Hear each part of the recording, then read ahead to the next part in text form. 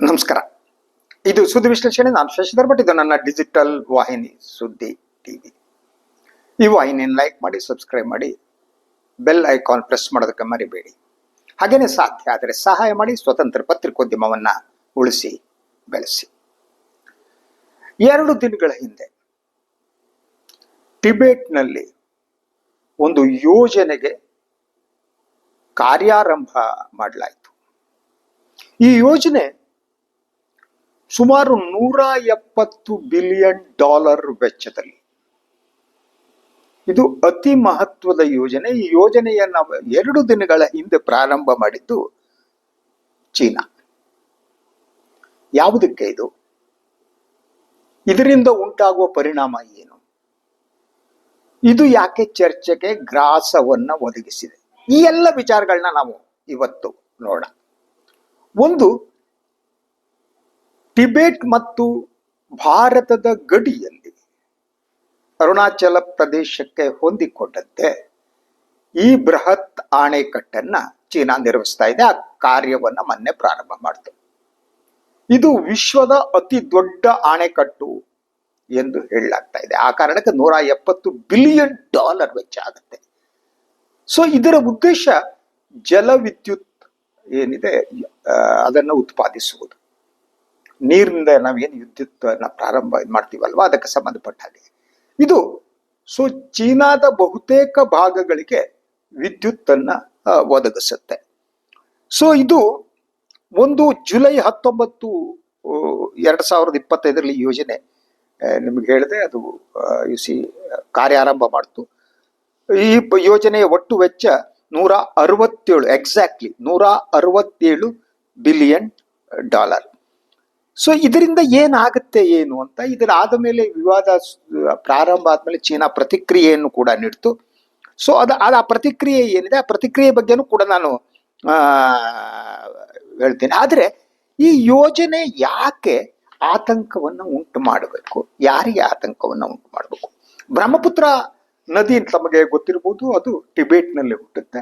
ಭಾರತದ ಅರುಣಾಚಲ ಪ್ರದೇಶದ ಮೂಲಕ ಭಾರತವನ್ನ ಪ್ರವೇಶಿಸಿ ನಂತರ ಅದು ಬಾಂಗ್ಲಾದೇಶಕ್ಕೆ ಹೋಗುತ್ತೆ. ಬಾಂಗ್ಲಾದೇಶದಿಂದ ಅದು ಸಮುದ್ರವನ್ನ ಸೇರುತ್ತೆ. ಬ್ರಹ್ಮಪುತ್ರ ನದಿ ಇದು ಅತಿ ದೊಡ್ಡ ನದಿ, ವಿಸ್ತಾರವಾಗಿ ಇರುವಂತಹದ್ದು.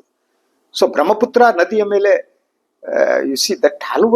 ಹಲವಾರು ಜಾನಪದ ಹಾಡುಗಳು ಇನ್ನೊಂದು ಇದೆ. ಭಾರತದ ಸಂಸ್ಕೃತಿ, ಪರಂಪರೆ, ನಂಬಿಕೆಗಳ ಜೊತೆ ಬ್ರಹ್ಮಪುತ್ರ ಸೇರ್ಕೊಂಡಿದೆ. ಆದ್ರೆ ಚೀನಾದಲ್ಲಿ, ಟಿಬೆಟ್ನ ಅದಕ್ಕೆ ಬ್ರಹ್ಮಪುತ್ರ ಅಂತ ಹೇಳಲ್ಲ, ಅದಕ್ಕೆ ಬೇರೆ ಹೆಸರು ಇದೆ ಅಂತ.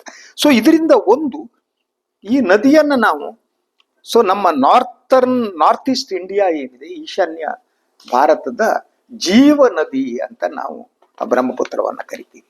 ಸೊ ನಾವ್ ಯಾಕೆ ಕಾವೇರಿಯನ್ನು ಕರ್ನಾಟಕದ ಜೀವ ನದಿ, ಕೃಷ್ಣನ ಕರ್ನಾಟಕದ ಜೀವ ನದಿ ಅಂತೀವೋ, ನಮ್ಮ ಈಶಾನ್ಯ ರಾಜ್ಯಗಳಿಗೆ ಬ್ರಹ್ಮಪುತ್ರ ಜೀವ ನದಿ. ಅದರ ಮೇಲೆ ಅದು ಡಿಪೆಂಡ್ ಆಗಿದೆ ಅನ್ನುವುದು.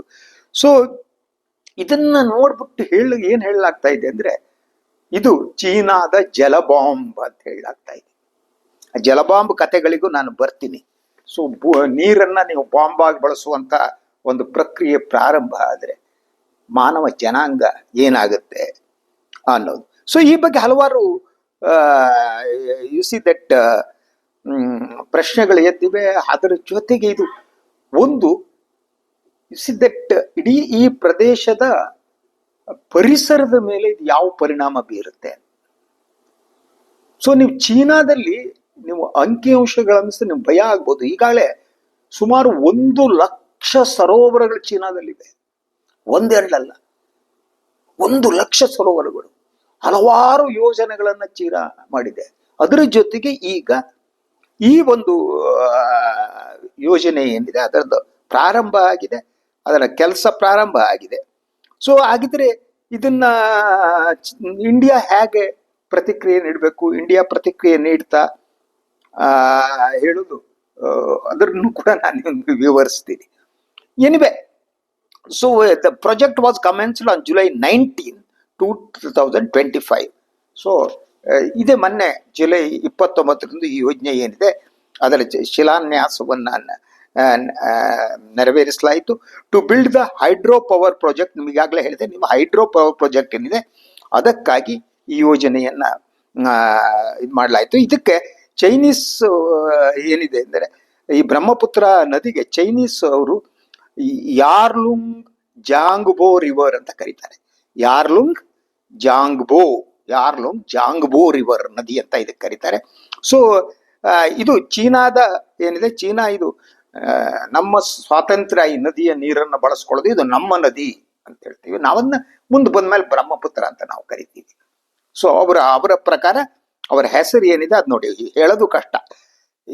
ಯಾತುಂಗ್ ಜಾಂಗ್ಬೋ ನದಿ ಅಂತ. ಸೊ ನಿಮ್ಮ ಒಂದು $167 ಬಿಲಿಯನ್ ಇದಕ್ಕೆ ವೆಚ್ಚ ಮಾಡಲಾಗತ್ತೆ.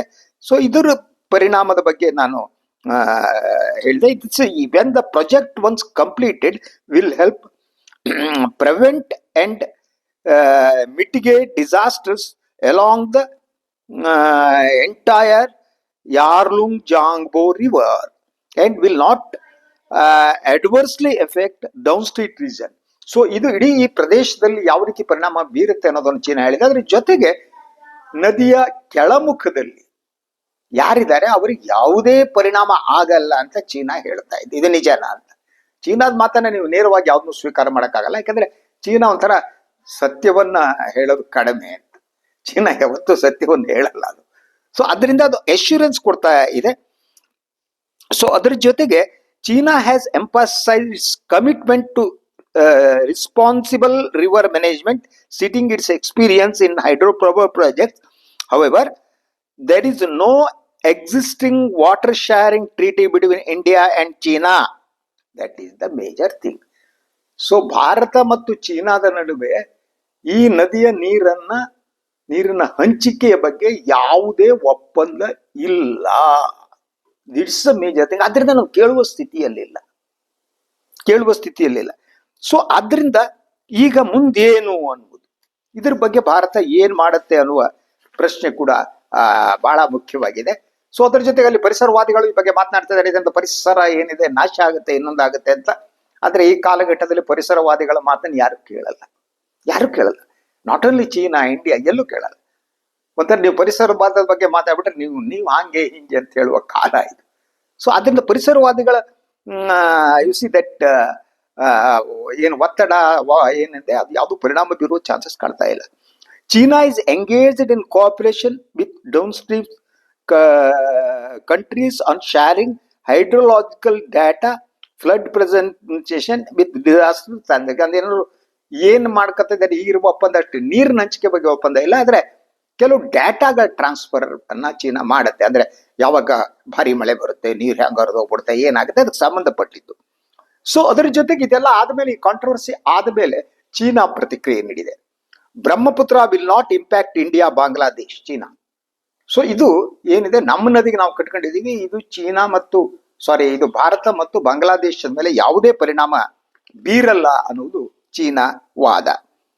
So playing down the concern of the lowest riparian states, the Chinese foreign ministry spokesperson said that they have cooperated with India and Bangladesh by sharing hydrological data, flood prevention, disaster alleviation. ಈ ಎಲ್ಲ ಸಂಬಂಧ ಇದೆ, ಅದರಿಂದ ಏನು ತೊಂದರೆ ಆಗಲ್ಲ ಅನ್ನುವ ವಾದವನ್ನು ಕೂಡ ಚೀನಾ ಮಂಡಿಸ್ತಾ ಇದೆ. ಸೊ ಅದರ ಜೊತೆಗೆ ಅದು ತಾವು ಏನು ಈ ಯೋಜನೆಯನ್ನ ಕನ್ಸ್ಟ್ರಕ್ಷನ್ ಪ್ರಾರಂಭ ಮಾಡಿದೆ ಅದು ಕೂಡ ಚೀನಾ ಡಿಫೆಂಡ್ ಮಾಡ್ಕೊಂಡಿದೆ. ಸೊ ಇದೇನು ecologically sensitive Tibet region and allied concern over its impact in the lower riparian countries like India and Bangladesh. ಆ ಬಾಂಗ್ಲಾದೇಶ್ ಈಗಾಗಲೇ ಒಂದು ಪತ್ರವನ್ನು ಕೂಡ ಚೀನಾಕ್ಕೆ ಬರೆದಿದೆ. ಇದು ಏನು, ಯಾವ ಯೋಜನೆ ನಿಮ್ದು, ಏನು ವಿವರಗಳನ್ನ ನೀಡಿ ಅಂತಾನು ಕೇಳಿದೆ. ಆದ್ರೆ ಚೀನಾ ಸ್ಟಬರ್ನ್ ಆಗಿದೆ, ಕೇಳ್ತಾ ಇಲ್ಲ ರೀ ನಮ್ದು ಇದು ನಾವು ಮಾಡ್ತೀವಿ. ಸೊ ಇದು ಅದರಿಂದ ಬಹಳಷ್ಟು ವಿಶ್ಲೇಷಕರು ಇದನ್ನ ಕರಿತಾ ಇರೋದು ಇದು ಜಲಬಾಂಬ್ ಅಂತ. ಈ ಜಲಬಾಂಬ್ ವಿಚಾರಕ್ಕೆ ಬರ್ತೀವಿ.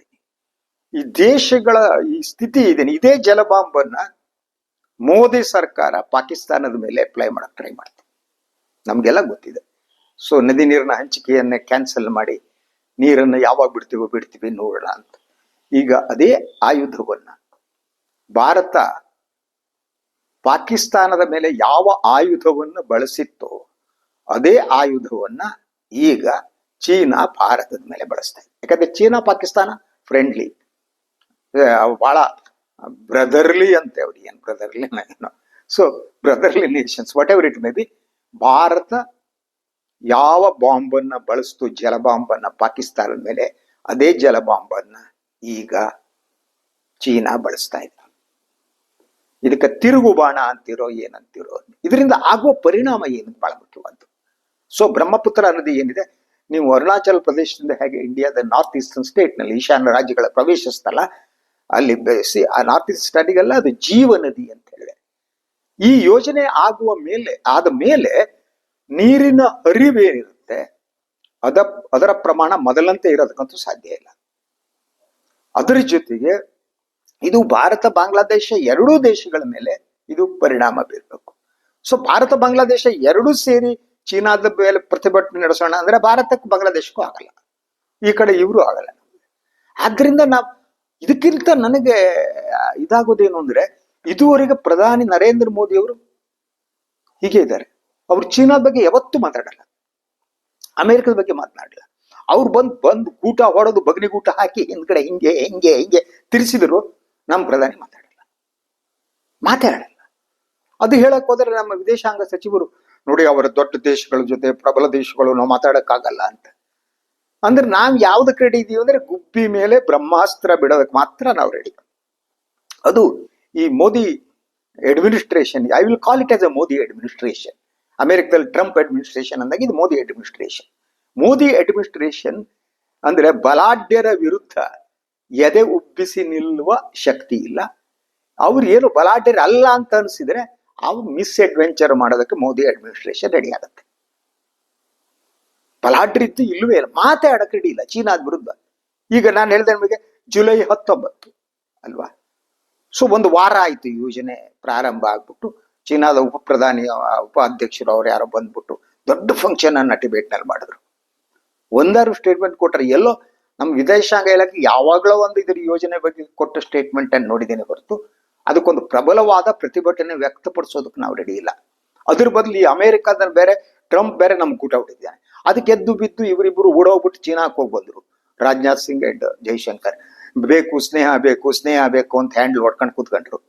ಅವರೆಲ್ಲ ಹ್ಯಾಂಡ್ಲ್ ಹೊಡಿತಿದ್ದಾರೆ, ಹ್ಯಾಂಡ್ಲ್ ಹೊಡಿ ಶೇಕ್ ಹ್ಯಾಂಡ್ ಅಂತ. ಅವ್ರು ಹ್ಯಾಂಡ್ಲ್ ಹೊಡಿತಾ ಇದ್ರೆ ಅವ್ರು ಚೀನಾದವ್ರು ಹೋಗ್ಬಿಟ್ಟು ಬಗ್ರಿಗೂಟ ಹೊಡಿತಾ ಕೂತ್ಕೊಂಡ್ರೆ ಹಿಂದ್ಗಡೆಯಿಂದ. ನೋವಾಗುತ್ತೆ ಕಣ್ರಿ. ಬ್ರಹ್ಮಪುತ್ರ ನದಿ ಅದ್ಭುತವಾದ ನದಿ, ಅದು ಅದರ ಹಲವು ನೀವು ಹೋಗಿ ನೋಡಬೇಕು ಬ್ರಹ್ಮಪುತ್ರ ನದಿನ.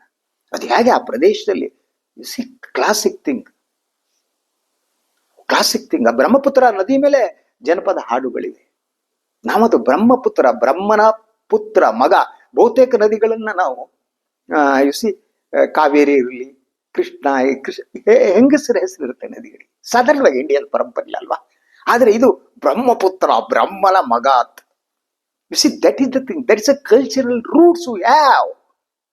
ನಮಗೆ ಸಂಸ್ಕೃತಿ ಅನ್ನೋದು ಗೊತ್ತಿರೋದು ಇದೆಯಲ್ಲ, ಅದು ಡ್ರೆಸ್ ಚೇಂಜ್ ಮಾಡಿದ್ರೆ ಅಲ್ಲ, ಸುಮ್ಮನೆ ಓಡಾಡ್ಕೊಂಡು ಭಾಷಣ ಹೊಡೋದ್ರಲ್ಲ, ಯಾವುದೋ ಈ ವಾಟ್ಸಪ್ ಯೂನಿವರ್ಸಿಟಿಯ ಪ್ರಜೆಗಳನ್ನು ಇಟ್ಕೊಬಿಟ್ಟು ಆಡಳಿತ ನಡೆಸೋದಲ್ಲ. Culture is a different thing.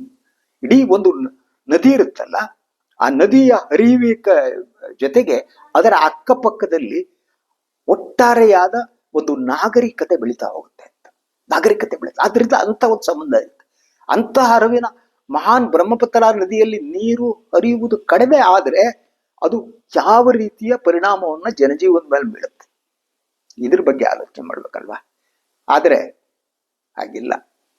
ನಮ್ಮ ಪ್ರಯಾರಿಟೀಸ್ಗಳು ಏನು ಅನ್ನೋದ್ರ ಬಗ್ಗೆ ನಾನು ಪದೇ ಮಾತಾಡೋದಕ್ಕೂ ಇಷ್ಟ ಇಲ್ಲ. ದೇಶಭಕ್ತಿಯ ಭಾಷಣಗಳನ್ನ ಹೊಡಿತಾ ಹೋಗ್ತಾ ಇದ್ದೀವಿ. ಚೀನಾ ಗೂಟ ಹೊಡಿತಾ ಇದೆ, ಅಮೆರಿಕ ಗೂಟ ಹೊಡಿತಾ ಇದೆ, ಬಾಂಗ್ಲಾದೇಶ್ ಗೂಟ ಹೊಡೆಯುತ್ತೆ. ಇದೆಲ್ಲದರ ನಡುವೆ ಎಲ್ಲ ಬಿಟ್ಬಿಟ್ಟು ಹೋಗ್ಬಿಟ್ಟು ಮಾಲ್ದೀವ್ಸ್ ಜನಸಂಖ್ಯೆ ಎಷ್ಟು 5 ಲಕ್ಷ ಎಷ್ಟು ಇದೆ. ಅಲ್ಲೂ ಪ್ರಧಾನಿಗಳು ಹೋಗ್ಬಿಟ್ಟು ಸೆಲ್ಯೂಟ್ ತಗೊಳ್ಳೋದಕ್ಕೆ ಸಂತೋಷ ಪಡೋ ಲೆವೆಲಿಗೆ ಬಂದು ನಿಂತಿದ್ದೀವಿ. ಉಳಿತು ಯಾವುದೂ ಅಲ್ಲ. ಅದ್ರ ಜೊತೆ ಪಾಕಿಸ್ತಾನ ಇನ್ನೇನು ಮಾತಾಡಿದೆ. ಪಾಕಿಸ್ತಾನದ ನಾಯಕರೆಲ್ಲ ಅಮೆರಿಕ ಭೇಟಿ ಕೊಡ್ತಿದ್ದಾರೆ. ಅವರು ಉಪ ಪ್ರಧಾನಿ ಹೋಗಿದ್ದಾರೆ. ಅವರ ಶಹಬಾಜ್ ಶರೀಫ್ ಪ್ರಧಾನಿನೂ ಹೋಗ್ತಾರಂತೆ, ಟ್ರಂಪ್ ಬರ್ತಾರಂತೆ. We failed our diplomacy sir, we failed. ಈಗ ಬ್ರಹ್ಮಪುತ್ರ ನದಿಯ ನೀರಿನ ಮೇಲೆ ಕೂಡ ನಿಯಂತ್ರಣವಿಲ್ಲದಂಥ ಅಪಾಯಕಾರಿ ಸ್ಥಿತಿಗೆ ಈ ಮೋದಿ ಅಡ್ಮಿನಿಸ್ಟ್ರೇಷನ್ ಈ ದೇಶವನ್ನು ತಳ್ಳಿದೆ. ಎಚ್ಚರಗೊಂಡ್ರೆ ಉಳ್ಕತ್ತೀರಿ, ಇಲ್ಲದ್ರೆ ಮುಳುಗೋಗ್ತೀರಿ. ನಾರ್ತ್ ಈಸ್ಟರ್ನ್ ಸ್ಟೇಟ್ ಬಗ್ಗೆ ನನಗೆ ಭಯ ಪ್ರಾರಂಭ ಆಗಿದೆ.